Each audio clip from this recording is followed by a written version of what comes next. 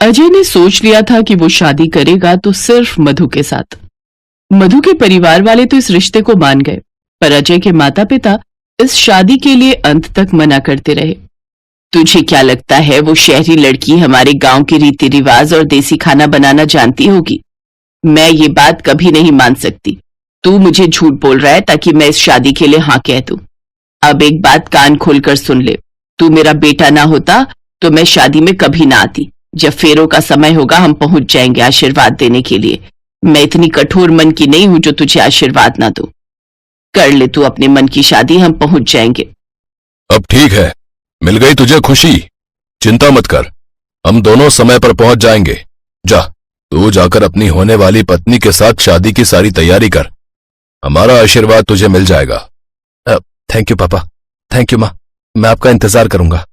अजय को थोड़ी तसल्ली हुई कि उसके माता पिता इस शादी के लिए मान गए हैं।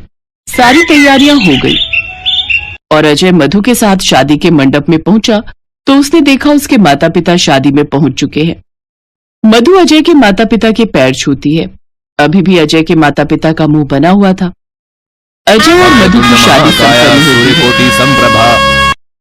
अजय, तेरे ताऊजी, ताईजी, चाचा, चाची, मौसी, बुआ सब रिश्तेदार आए हुए हैं।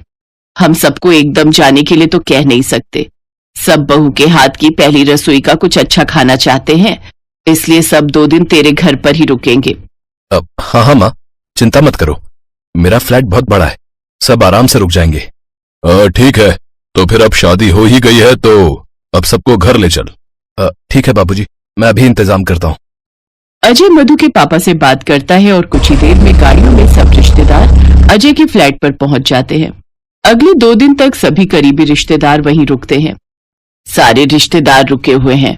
तुम्हारी पहली रसोई है, इसलिए तुम्हें हमारे गांव के हिसाब से देसी खाना बनाना है, वो भी मिट्टी के चूल्हे पर। मैं जानती हूँ तुम शहर की हो, शहरी खाना बनाना जानती हो, वो भी गैस चूल्हे पर, इसलिए मुझे थोड़ी चिंता हो रही है। इसमें मैं तुम्हारी कोई मदद भी नहीं कर सकती। सारा रसोई का काम तुम्हें अकेले ही करना है। जी माँ जी, आप टेंशन मत लीजिए, मैं सब बना लूंगी।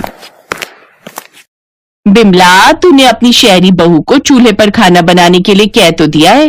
तुझे लगता है तेरी बहू चूल्हे पर रोटी बना पाएगी, और वो भी हमारे गांव की तरह देसी शुद्ध घी में बनी हुई सब्जी रोटी? जेठानी जी, करवाना तो पड़ेगा ही, रिवाज है। अब भले ही ये शहर की है, मैंने तो बोल दिया है, अब देखो क्या करती है। मधु रसोई में जाने लगती है कि तभी अजय उसके पास आता है। मधु, तुम तैयार हो ना?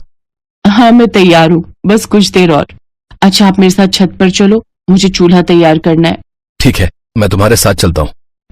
अजय के माँ पापा और बाकी रिश्तेदार बैठे हुए देख रहे थे। मधु छत पर जाती है और एक चूल्हा बनाकर तैयार कर देती है।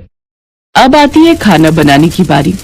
मधु बहुत ही बढ़िया शुद्ध देसी घी से भरपूर सब्जी दाल तैयार करती है, और वो भी चूल्हे पर। बिमला, खाने की खुशबू तो बहुत अच्छी आ रही है। हाँ आ तो रही है, और मैंने देखा है बहू चूल्हे पर सारा खाना तैयार कर रही है, वो भी देसी तरीके से। अरे मदन, खाना बनने में कितनी देर है भाई? सभी रिश्तेदार पूछ रहे हैं कि बहू के हाथ का देसी खाना कब मिलेगा।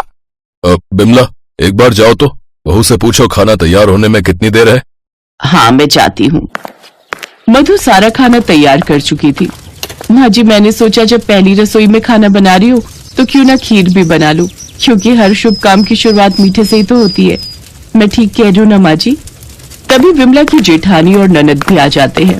भाभी, मधु तो बहुत समझदार है, इसको तो चूल्हे का सारा खाना बनाना आता है। बुआ जी, मेरी दादी ना जब मैं छोटी थी तो कभी कभी चूल्हे पर रोटी बनाया करती थी, तो मैं भी उन्हें देख देख कर बनाना सीख गई। और आजकल तो फोन में देखकर भी हम बहुत कुछ सीख जाते हैं। क्या? फोन में देखकर? वो कैसे? माँ जी, बस हम फोन में लिखते हैं कि हमें ये चीज बनानी सिखा दो, तो वो हमें सिखा देता है। और तो और चूल्हे की रोटी के फायदे भी पता चलते हैं। फोन में हम कुछ भी देख सकते हैं, कुछ भी ज्ञान ले सकते हैं। अच्छा, तो फिर चूल्हे की रोटी के फायदे क्या क्या हैं? जरा हमें भी बताओ बहू। चूल्हे पर बनी रोटी का स्वाद तो आप सभी जानते हैं, लेकिन इसके स्वास्थ्य लाभ भी अनेक हैं। चूल्हे का भोजन स्वादिष्ट होने के साथ साथ सेहत के लिए भी बहुत लाभदायक होता है। चूल्हे की धीमी आंच पर खाना पकने से पोषक तत्व बचे रहते हैं, जो खाने को और भी पौष्टिक बनाते हैं।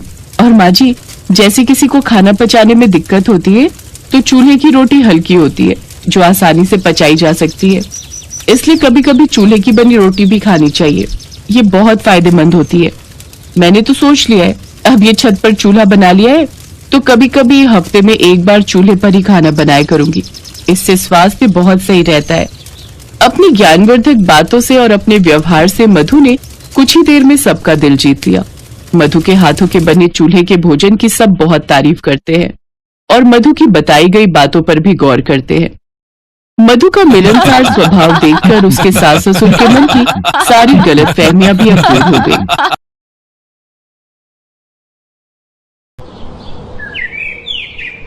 माँ, बिट्टू की गर्मियों की छुट्टियां पड़ गई हैं और ये जिद कर रहा है शहर में चाचा चाची के पास जाने की।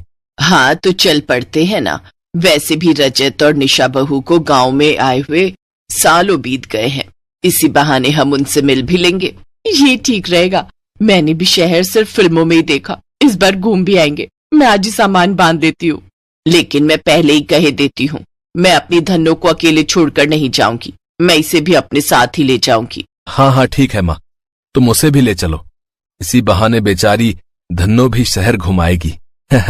वर्मा परिवार के सभी सदस्य शहर में रहने वाले अपने बेटे बहू के बताए हुए पते पर पहुंच जाते हैं। दरवाजे की घंटी बजती है। रजत डार्लिंग, देखो ना कौन है, छुट्टी वाले दिन भी आराम से नहीं सोने देते। तुम ही खोल दो ना। निशा दरवाजा खोलती है तो सामने गांव से आया हुआ उसका पूरा ससुराल खड़ा होता है, जिन्हें देख वो हैरान रह जाती है। आप सब यहाँ? हाँ बहू, बड़ा मन था तुम लोगों से मिलने का तो चले आए। ओह, अच्छा किया, आइए ना। अरे ये आवाज कैसी? धन्नो भी आई है देवरानी जी। क्या आप गाय को यहाँ लेकर आए हो? हाँ तो मैं क्या उसे अकेला छोड़ती, अब बताई से कहाँ रखूं। हाय मेरा बिटवा, देख तो कैसे सूख गया है, और तू भी। अब तुम दोनों को गाय का दूध पिलाऊंगी, फिर देखना कैसे सेहत बनती है तुम्हारी। सासू माँ इसे सूखना नहीं, फिट होना कहते हैं। माँ लाओ, इसे मैं बालकनी में बांध देता हूँ। फ्रेश होने के बाद सभी चाय नाश्ता करते हैं। उस फ्लैट को देखकर विमला कहती है, हे राम, इस घर में तो सीलिंग कितनी नीचे है। अगर अपने गांव के मुखिया यहाँ आते तो वो तो इसमें घुस ही नहीं पाते, उनका तो सर ही टकरा जाता। माँ ये शहर है, यहाँ लोग ज्यादा हैं और जगह कम है, इसलिए ये छोटे छोटे घर बनाने पड़ते हैं। उफ, इन गवार लोगों को किसने बुला लिया यहाँ, बिना बताए अटप के बस। उस रोज निशा सबके लिए गैस पर खाना बनाती है। अगले दिन निशा और रजत दोनों अपने अपने काम पर निकल जाते हैं। दीदी, हम दोनों को ऑफिस के लिए लेट हो रहा है, आप खाना देख लेना और हम दोनों की चिंता मत करना, हम बाहर ही खा लेंगे। अच्छा ठीक है देवरानी जी। निशा एक मॉडर्न लड़की थी। उसकी और रजत की लव मैरिज हुई थी। वो भी अपने पति के साथ उसी की कंपनी में नौकरी करती थी। वो शहर में ही रहते थे। कुछ देर बाद वो दोनों ऑफिस के लिए निकल जाते हैं। उनके जाने के बाद विमला हाथ में लोटा और नीम की टहनी लिए बालकनी में जाती है। नदी ना सही, बालकनी ही सही। फिर विमला जैसे ही कुल्ला करती है तो वो पानी सीधे नीचे जा रहे मल्होत्रा जी के हाथ में लिए हुए मिठाई के डब्बे पर जा गिरता है। अरे कौन है? कौन पागल है? किसके घर से ये मेघ बरस रहे हैं? ये देखने के लिए जैसे ही मल्होत्रा ऊपर की तरफ देखता है, विमला जैसे ही ये देखती है वो झट से अंदर भाग जाती है। मल्होत्रा जी को समझ ही नहीं आता आखिर कौन से फ्लोर से उनके ऊपर पानी आकर गिरा। चलो अच्छा है, यहाँ इतनी सारी मंजिलें हैं कि उस मुए को पता ही नहीं चलेगा कि आखिर पानी आया कहाँ से। वहीं दूसरी तरफ चंदर नहाने के लिए बाथरूम में जाता है। क्या 4 दीवारों का घेरा बना दिया है और कहते हैं गुसल खाना बना है। इतनी छोटी सी जगह में तो इंसान का दम ही घुट जाए। आते वक्त मैंने नीचे एक पार्क देखा था। हाँ, वहीं खुले में जाकर नहा लेता हूँ, फिर पास में ही जो मंदिर था उसमें पूजा भी कर लूंगा। चंदर बाल्टी उठाकर पार्क में नहाने चला जाता है। सोसाइटी वाले उसको देखकर उसका खूब मजाक उड़ाते हैं। उधर गांव की गंवार जेठानी गैस पर खाना बनाने लगती है, लेकिन उसे गैस ऑन करनी ही नहीं आती। फिर वो अपने साथ लाई हुई लकड़ियों को निकालती है और पार्क से जाकर मिट्टी खोद कर ले आती है। फिर रसोई में चूल्हा बनाकर तैयार कर लेती है और उस पर खाना बनाने लगती है। लेकिन कुछ ही देर में हर तरफ धुआं हो जाता है। सारी सोसाइटी में फायर अलार्म बजना शुरू हो जाता है और सब नीचे उतर कर आ जाते हैं। वो रजत और निशा को भी फोन कर देते हैं। कुछ ही देर में वो भी वापस लौट आते हैं। बालकनी में धन्नो के पास खड़ी सास अपनी बड़ी बहू ममता से कहती है, बहू, लगता है भूकंप आया है, सब लोग नीचे उतर आए हैं। तभी सामने वाले फ्लैट से एक औरत चिल्लाती है, जल्दी से नीचे आ जाइए आंटी जी, आपकी फ्लैट में ही आग लगी है, धुआं वहीं से आ रहा है। तभी वहां ममता आती है और चिल्लाते हुए कहती है, अरे नहीं नहीं, वो तो हम चूल्हा जलाए थे, उसी का धुआं है ये। नीचे खड़े निशा और रजत अपना माथा पकड़ लेते हैं। फिर निशा ममता को गैस ऑन करना सिखा देती है। रात का डिनर करने के बाद सब सो जाते हैं, लेकिन बालकनी में बंधी धन्नो रंभाने लगती है, जिससे निशा और रजत को नींद नहीं आती। तो वहीं चंदर और ममता को तो गांव में खुले आसमान के नीचे आंगन में सोने की आदत थी, इसलिए उन्हें भी नींद नहीं आ रही थी। विमला गाय का दूध निकालकर न सिर्फ घर वालों को बल्कि आस पड़ोस में भी दे आती थी। सब बच्चे उसे दादी दादी कहकर खूब लाड़ लड़ाते। ऐसे ही कुछ दिन बीत जाते हैं। एक रोज बेचारी देवरानी जी को तो ड्यूटी के चक्कर में लिपाई का समय ही नहीं मिलता। जब से आए हैं हमने उन्हें एक बार भी घर को लीपते नहीं देखा। कोई बात नहीं, एक काम हम ये कर देते हैं। गंवार जेठानी सारे फर्श पर गोबर से लिपा पोती कर देती है, जिससे सारे घर में बदबू फैल जाती है। तो वहीं सास विमला उपले बनाकर हर जगह सूखने रख देती है। शाम को निशा और रजत वापस घर लौटते हैं तो ये नजारा देख निशा गुस्से में रजत से कहती है, रजत, अपने इन गंवार घर वालों को यहाँ से चलता करो, नहीं तो ये हमें इस सोसाइटी में रहने लायक नहीं छोड़ेंगे और हमारी इज्जत का फालूदा करेंगे वो अलग। तुम्हें पता है, सोसाइटी का सेक्रेटरी मुझसे कंप्लेन कर रहा था कि तुम्हारा भाई छत पर लुंगी में सो जाता है, जिससे लेडीज छत पर योगा करने नहीं जा पाती। हर जगह गाय की गोबर की बदबू आती है। अगर तुम इन्हें घर से नहीं निकाल सकते तो डिवोर्स पेपर पर साइन करने के लिए तैयार रहना। ये सुनकर ससुराल वालों को अपनी गलती का एहसास होता है और ममता उनसे कहती है, माफ करना देवरानी जी, हम ठहरे गांव के गंवार, हमें ये शहरी तौर तरीके नहीं मालूम। और हमारी वजह से तुम दोनों अलग मत हो, हम आज ही वापस अपने गांव चले जाएंगे। लेकिन तभी सोसाइटी के बच्चे और आस पड़ोस के लोग वहां आ जाते हैं।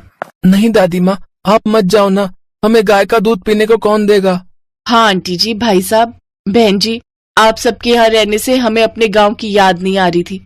मजबूरी के कारण हम सब शहरों में रुके हैं, नहीं तो आज भी हम सबके अंदर अपने गांव की मिट्टी बसी है। उन सब की बातें सुनकर निशा को भी अपनी गलती का एहसास होता है और वो भी अपनी सास से माफी मांगती है। फिर कुछ दिन और उन्हें अपने साथ रुकने के लिए मना लेती है। सबके कहने पर अब वो कुछ दिन और वहीं रहते हैं। अब वो सब एक साथ बहुत खुशी से रहते हैं।